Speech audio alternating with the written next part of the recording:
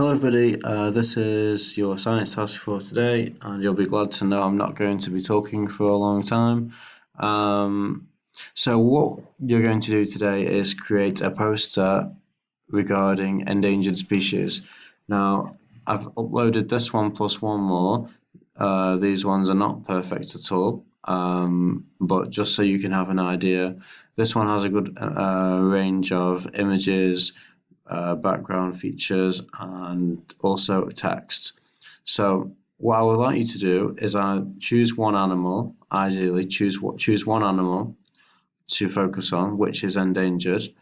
Write some information about the animal, write some information about its habitat, some information about why it's endangered, and most importantly, what you want people to do in order to help this animal. So I'll write those things in the task classroom so that you can have a clear look at those again.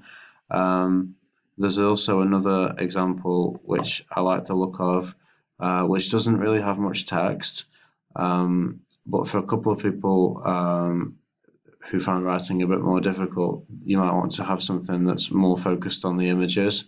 For everyone who can, though, it would be great to see, quite a bit of information.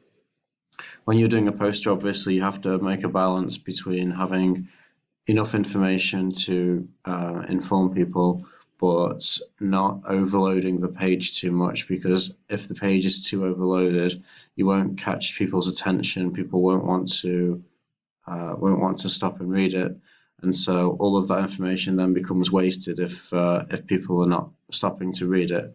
So effective posters like this are a balance between looking good, looking attractive to an audience, but also having enough information to tell them what they need.